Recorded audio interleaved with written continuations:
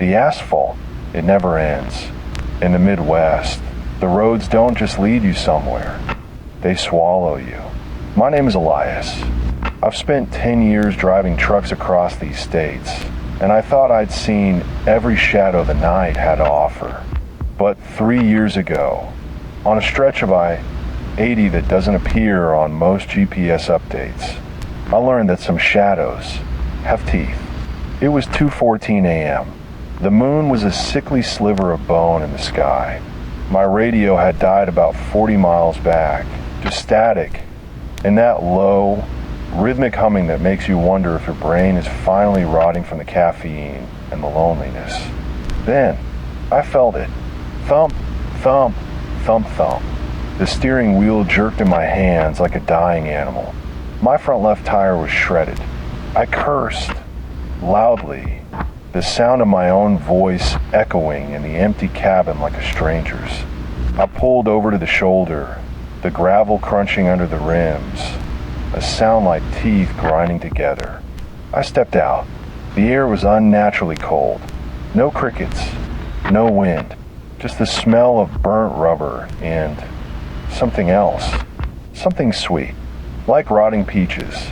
I reached for my jack, but then, out of the darkness, 2 pinpricks of light appeared in the distance. A car. I felt a surge of relief. That was my first mistake. You see, out here, a stranger isn't a friend. A stranger is just a predator you haven't been introduced to yet. The vehicle slowed down. It was an old, beat-up Ford Econoline van, dull gray, no windows in the back. It pulled up 20 feet ahead of me, its taillights glowing like 2 angry, red eyes in the fog. The engine cut out. Silence. Total, suffocating silence. The driver's side door creaked open. Scree-ECH. A man stepped out. He wasn't tall. He wasn't imposing. He wore a neon reflective vest, the kind construction workers wear, and carried a heavy metal toolbox. He walked with a slight limp. Clink, step, clink, step. Need a hand, neighbor, he called out. His voice was wrong. It was too high, too thin, like a violin string stretched until it's about to snap. Tires blown, I said, wiping the sweat from my forehead despite the chill. I've got it though. Don't want to trouble you. He didn't stop walking. He kept coming until he was standing just outside the circle of my flashlight's beam. No trouble at all, he whispered. I'm a handyman. I fix things. That's what I do. I fix everything. That's when I noticed his hands. He wasn't wearing gloves. His fingers were stained dark, nearly black. I thought it was grease. I prayed it was grease. But then he smiled, and in the dim light, I saw that his teeth had been filed down to points. Let's get to work, Elias, he said. My blood turned to ice. I hadn't told him my name. How do you know my name? My voice sounded small, like a child's, lost in the vast, oppressive silence of the plains. The man in the reflective vest didn't flinch. He just stood there, half hidden by the glare of his own headlights, his silhouette jagged and thin. He reached into the pocket of his vest and pulled out a small, leather-bound ledger. I have a list, Elias, he whispered. I've been following your rig since the Nebraska border. You drive steady. You don't take risks. But tonight you took the wrong turn. He took a step forward. Clink, step, clink, step. The sound of his limp was rhythmic, hypnotic. I looked down at his feet. He wasn't wearing work boots. He was wearing heavy, surgical clogs, stained with something that looked like old, dried rust. Get back in your van, I said, my hand sliding toward the heavy iron tire iron I'd left on the ground. He stopped. He tilted his head at a sharp, unnatural angle, like a bird watching a worm. The tire, Elias, look at the tire. I looked. My stomach did a slow, sickening roll. The rubber hadn't just blown out. It had been carved. Perfect, surgical slices ran along the sidewall. This wasn't a road accident. This was an invitation. You see, he continued, his voice dropping to a low, gravelly hum. Most people, they just pass through. They don't appreciate the asphalt. They don't respect the isolation. But I collect the moments where people realize they are truly alone. Suddenly, he lunged, not at me, but at my truck. With a speed that defied his limp, he swung the metal toolbox. Crank. The heavy steel smashed into my driver's side window, shattering the glass into 1,000 diamonds that rained down onto the road. "Hey!" I screamed, lunging forward with a tire iron. He didn't run. He just vanished into the darkness behind my trailer. I stood there, heart hammering against my ribs like a trapped bird. The silence returned, heavier than before. The smell of rotting peaches was overwhelming now. It wasn't peaches. It was sweet, cloying decay. I circled the truck, my flashlight beam shaking in my hand.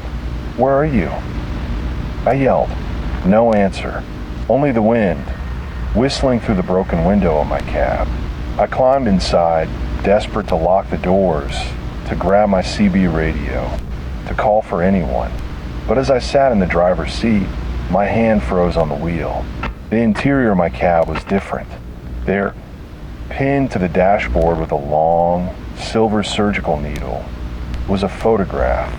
It was a picture of me, sleepy-eyed, taken through the window of a truck stop diner 3 days ago. And on the back, written in neat, cramped handwriting, mile marker 412, the final exit. I looked at my odometer. I was at mile marker 411. A cold hand, damp and smelling of grease, reached out from the sleeper berth behind my seat and gripped my shoulder. "Don't worry, Elias." A voice hissed directly into my ear. "The surgery is free." My heart didn't just beat, it raged against my ribs. That hand, that cold, greasy hand was heavy on my shoulder. It didn't feel like a hand at all. It felt like a piece of raw meat, wrapped in wet leather. "Don't move," the voice hissed. It was right behind my ear. I could feel his breath. It didn't smell like a human's breath. It smelled like formaldehyde, like a doctor's office, mixed with a graveyard. I sat there, frozen, my eyes locked on the windshield. The glass shards on the floorboard glittered like tiny, jagged stars in the moonlight. I could see his reflection, or part of it, in the rearview mirror. Just a sliver of a face. One eye, wide, unblinking, and yellowed like an old newspaper. "I've watched you for 300 miles, Elias," he whispered. "I'll watch you drink that coffee in Des Moines. I'll watch you call your wife for the rest stop. I even watched you sleep." He let out a low, wet chuckle. "Ha ha ha. You talk in your sleep, Elias. You talk about leaving this life, about how the road is a cage. Well, I'm here to open the door." My hand was still gripping the steering wheel. My knuckles were white, bloodless. I had to do something. If I stayed still, I was a specimen, a butterfly pinned to a board. "What do you want?" I managed to choke out. My throat felt like it was full of dry sand. "I want to see what's inside," he replied. I heard a metallic click, the sound of a folding knife or a scalpel being flicked open. "I want to see if your heart is as tired as you say it is." I didn't think. I couldn't afford to.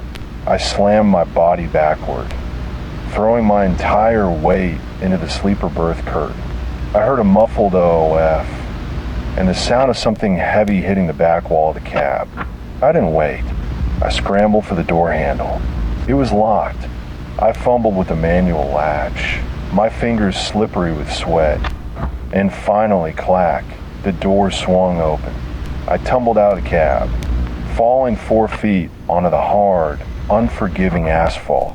My knees barked in pain, but I didn't feel it. Adrenaline is a hell of a drug. It turns your blood into fire. I scrambled to my feet and looked back. The man The handyman was leaning out a broken window. He wasn't angry. He was disappointed. He held up a small, silver object. My keys. "You forgot these, Elias," he called out, his voice echoing across the empty highway. "And you forgot your shoes." I looked down. I was standing on a freezing road in nothing but my socks. He climbed out my truck, slowly, with that agonizing clink step. He held my keys high, shaking them like a prize. "Mile marker 412 is just a mile away," he said, pointing into the darkness behind me. "I'll give you a head start. 1 mile. If you make it to the marker before I catch you, maybe, just maybe, I'll let you keep your skin." He pulled a stopwatch from his vest. "Go." I didn't look back. I ran. I ran into the blackness, my socks shredding against the gravel, the cold air stinging my lungs like 1,000 needles. I could hear him behind me. He wasn't running. He was just walking. Clink, step, clink, step. And then I heard the engine of the gray van start up. My feet were numb. The cold, it doesn't just freeze you, it erases you. Every step on the gravel felt like stepping on broken glass. Crunch, crunch, crunch. I was running blind. The only light coming from the pale, sickly moon and the distant, fading glow of my own truck's hazard lights. Then I heard it, the low, predatory purr of the Ford Econoline. He wasn't speeding. He was lingering. He kept the van exactly 50 yards behind me. The high beams hit my back, casting a long, distorted shadow that stretched out in front of me like a black ghost. "Keep running, Elias," he shouted through a megaphone. The sound was distorted, metallic, like a voice coming from the bottom of a well. "You're losing the pace. The doctor is losing his patience." I didn't look back. If I looked back, I'd trip. If I tripped, it was over. My lungs felt like they were filled with boiling lead. Every breath was a rasp, a dry, rattling sound that competed with the engine behind me. I saw it. In the distance, a small, green rectangular sign. Mile 412. It stood there like a tombstone. But as I got closer, I realized something was wrong. There was something hanging from the sign. I slowed down, my heart hammering so hard I thought my chest would crack. It wasn't a decoration. It was a jumpsuit. My spare jumpsuit from the back of the truck. It was stuffed with straw, or maybe old rags, and it was swinging gently in the wind. Pinned to the chest was a note. I reached the sign, gasping for air, my legs shaking so violently I had to lean against a cold metal post. I grabbed the note. "You made it, but the surgery has already begun." Suddenly, the van behind me accelerated. The roar of the engine was deafening. He wasn't playing anymore. The headlights blinded me. I dove into the ditch, rolling through the tall, dead grass, feeling the thorns tear at my skin. The van screeched to a halt right next to the mile marker. The door opened. "Creak, you're fast, Elias," the handyman said. He was standing on the edge of the road now, looking down at me in the ditch.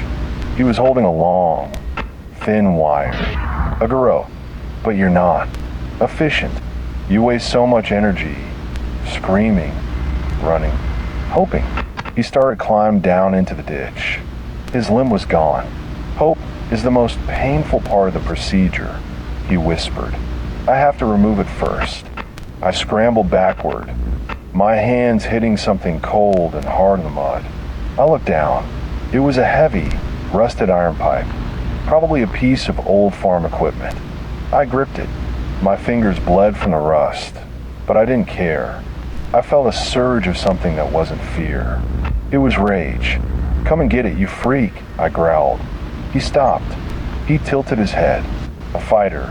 he asked, his voice almost sounding. "Happy. Good. The adrenaline makes the marrow sweeter." He lunged. He was fast, impossibly fast. The wire hissed through the air, narrowly missing my throat. I swung the pipe with everything I had. Everything. Aiming for his head. Clang. I hit him, but it wasn't his head. I hit the metal toolbox he was still carrying in his left hand.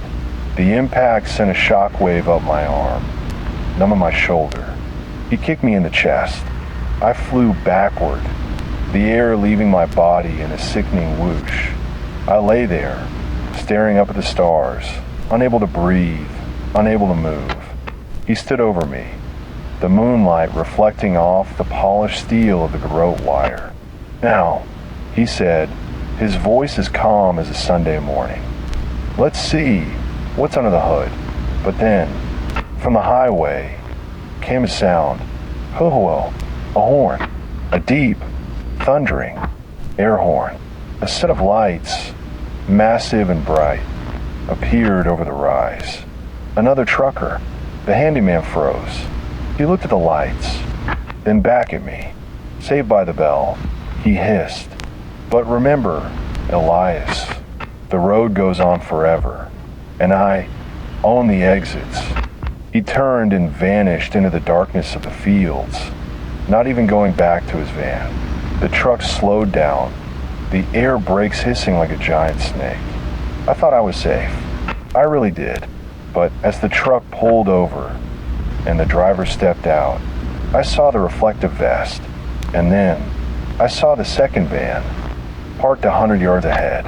There wasn't just one handyman. There was a convention.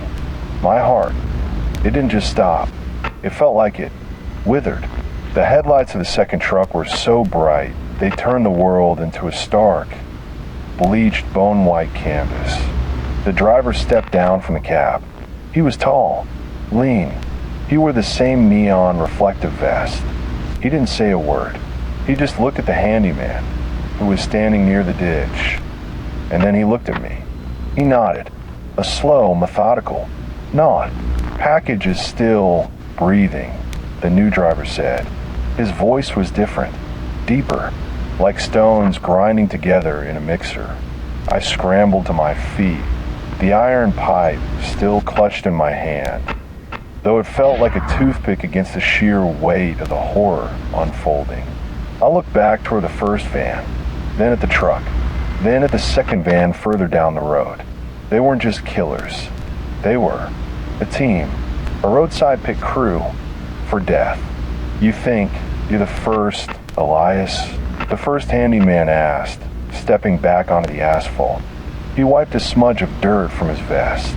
"We've been maintaining these roads for decades. We clear the debris. We fix the glitches. And tonight, you are the glitch." I backed away, deeper into the tall grass. The ditch was my only hope. If I stayed on the road, I was dead. If I ran into the fields, maybe I could vanish. "He's bolting," the tall one yelled. I turned and sprinted.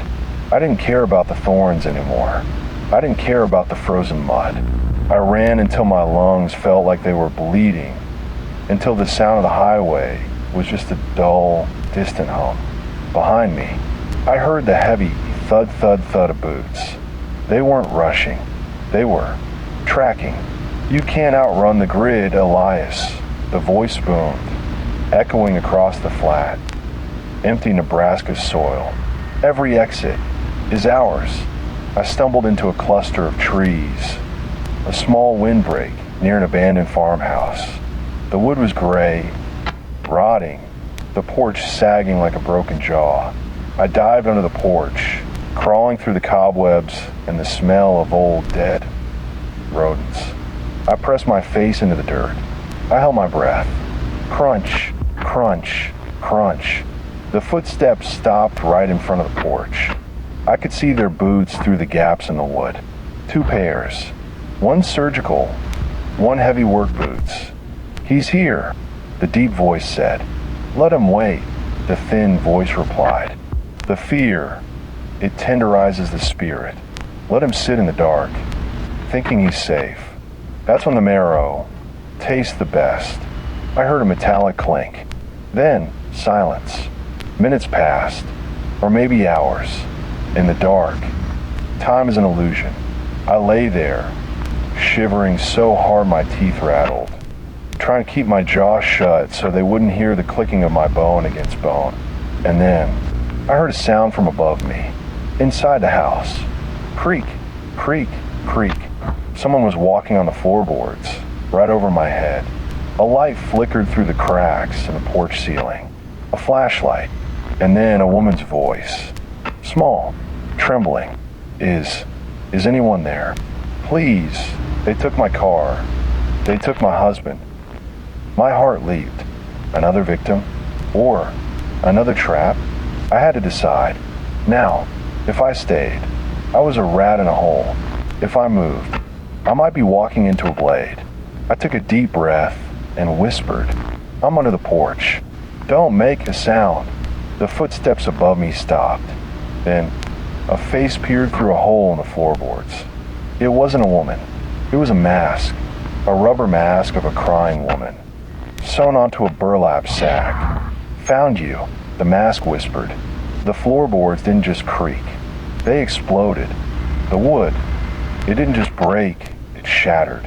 The weight of the man above me sent a shower of splinters and ancient, gray dust into my eyes. I blinded. I coughed. I scrambled backward like a panicked animal as a heavy, gloved hand reached through the hole in the floorboards, grasping at my hair, my throat, anything it could catch. Gotta leak her, the man screamed. I kicked. I kicked with every ounce of terror left in my soul. My heel connected with something soft, a wrist, maybe, and I heard a satisfying crunch. The hand retreated, followed by a howl of rage that sounded more like a beast than a man. I rolled out from under the porch, emerging into the cold night air. But I wasn't alone. The two from the road, the handyman and the tall one, were standing 20 feet away. They weren't even running anymore. They were watching, like spectators at a theater. The handyman was leaning against a rusted fence post, casually sharpening a long, curved blade with a whetstone. SSSSHHD, SSSSHHD, SSSSHHD. The sound of metal on stone. It was the only thing I could hear over the roaring of the blood in my ears. You're a runner, Elias, the handyman called out, his voice oily and smooth. I like a runner, but you're exhausted. Your muscles, they're cramping. Your heart, it's skipping beats. You're redlining. He was right. My legs felt like they were made of wet concrete. My vision was tunneling, black spots dancing at the edges of the moonlight. I looked at the house. The man with the mask was climbing out of the front door. He was huge, wearing a stained leather apron over his reflective vest. He carried a heavy meat hook attached to a length of rusted chain. The house, the big one grunted, his voice muffled by the burlap mask. The house is for the unwilling. I had no choice. I couldn't go back to the road. They had the vans. I couldn't stay here. They had the numbers. I looked behind the house. A cornfield. In Nebraska, a cornfield in November is a skeleton. Dry, brown, razor-sharp stalks that rattle in the wind like dead men's bones. It was a labyrinth, a place to hide, or a place to be buried. I didn't say a word. I didn't give them the satisfaction of a scream. I bolted into the stalks. CH. The dry leaves sliced at my face. The stalks hit my chest like wooden clubs. Within 10 feet, I was lost. Within 20, I was invisible. I stopped. I dropped to my knees, trying to control my breathing. In, out. Don't hide, Elias. The tall one's voice echoed, seemingly from everywhere and nowhere at once. We built this maze. We know every row. We know where the dead ends are, because we put the bodies there. Then, new sound. Vrquadirrrr. A chainsaw? No, something smaller. High-pitched. A hedge trimmer. They weren't coming in to find me. They were harvesting. Whir, snap, whir, snap. I could hear them moving through the rows, systematic, slow. They were cutting the corn down, row by row, closing the circle. They were shrinking my world until there would be nowhere left to crawl. I looked down at my hands. I was still holding that rusted iron pipe. It was cold, heavy, my only friend in this hell. And then, I felt it, a vibration in the ground, not a footstep, something heavier. I looked through the stalks, and my heart simply froze. At the far end of the field, a set of massive industrial floodlights flickered on. They were mounted on a combined harvester, but it wasn't a farm machine anymore. It had been modified. Steel plates were welded over the glass. Long, jagged spikes protruded from the header, and the blades, the rotating teeth that usually gathered grain, were painted a bright, cheerful crimson. The engine roared, a guttural, mechanical scream, and the machine began to move, directly, toward me. End of the line, Elias. The handyman's voice boomed over the engine's roar. Time to become. The dust, the sound, it wasn't just a motor, it was a grinder. The earth beneath my stomach vibrated with such force that my teeth felt loose in my gums. The floodlights of the harvester sliced through the corn stalks, creating long, dancing shadows that looked like grasping fingers. Whir thump, whir thump. The machine was eating the field. Every few seconds, a massive chunk of dry corn was sucked into the blades, chewed up, and spat out as dust. And I was right in its path. I looked back. The handyman and the tall one were standing on the edge of the clearing, their reflective vests glowing like radioactive ghosts in the dark. They weren't even chasing me anymore. They were just waiting for the machine to do the work. You can't hide from the harvest, Elias. The handyman screamed over the roar. I stood up. My legs were shaking, but the fear had evolved. It wasn't that cold, paralyzing dread anymore. It was electric. I didn't run away from the machine. I ran parallel to it. I knew how these machines worked. I'd driven grain trucks in my youth. The header, the part with the blades, has a blind spot. A small, narrow gap between the intake and the main drive wheel. If I could reach it, I might have a chance. I dove through the stalks, the dry leaves cutting into my neck. The heat from a harvester's engine began to bake the air around me. I could smell the diesel, the grease, and that same sweet, rotting scent. Clang. The harvester hit a rock, or maybe a bone, and the whole machine shuddered. I saw my opening. I lunged forward, sliding on my belly through the dirt and the debris, right under the massive, rotating steel drum. The blades hissed inches above my head. A wind so cold and sharp it felt like a winter storm. I grabbed a hydraulic line, pulling myself up into the chassis, into the dark, oily gut of the beast. I was inside the machine. Above me, I could hear the muffled boots of the driver, the man with the burlap mask. I still had the iron pipe. I climbed, hand over hand, grease staining my skin, my heart hammering a rhythm of pure, unadulterated survival. I found the access hatch to the cab. It was rusted, stuck. I slammed the pipe against the latch. Bang, bang, bang. The driver heard it. The machine swerved, the blades grinding against the earth as he panicked. I didn't give him a second. I threw my entire weight against the hatch. It flew open with a scream of metal. I didn't look. I just swung. The pipe connected with the side of the burlap mask. I heard a wet, sickening crack. The man slumped over the controls. The harvester, now pilotless, roared as it gained speed. It wasn't heading for the field anymore. It was heading for the van. I looked through the reinforced glass. The handyman's face, for the first time, showed something other than a smile. Fear. He tried to run, but the mud from the ditch caught his surgical clogs. He slipped, and oh, he shrieked. The harvester didn't stop. It didn't care about the hierarchy. It didn't care about the registry of souls. The sound of the impact was like 1,000 soda cans being crushed at once. The van crumpled, the harvester's blades biting into the gray metal, tearing through the engine block, through the seats, through everything. A massive explosion of sparks and glass lit up the night. I was thrown from the cab as the machine finally stalled, its engine choking on the wreckage of the Ford Econoline. I hit the ground hard. Darkness started to close in. I looked up through blurred vision. The tall one was gone, vanished into the night like a bad dream. The handyman, or what was left of him, was pinned under the wreckage of his own van.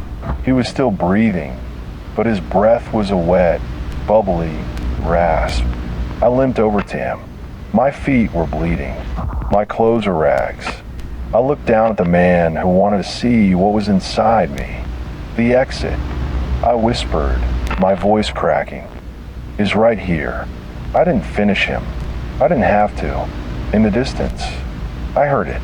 Ooh, real sirens. Not truck horns. Not megaphones. State police. I sat down on the cold asphalt of mile 412, and I waited. But as the police cars pulled up, as the officers ran toward me with their guns drawn, I looked at the dashboard of the wrecked van, still glowing in the firelight. There, pinned to the twisted metal, was a new photograph. It wasn't a picture of me. It was a picture of the state trooper who was currently leaning over me, asking if I was okay. And on the back, in that same neat, cramped handwriting, the harvest never ends. We just changed the tools. I looked at the trooper. He didn't look at me. He looked at the handyman, and then he gave him a nod, a slow, methodical nod. My blood finally turned to ash. The road, it doesn't lead you somewhere. It just waits.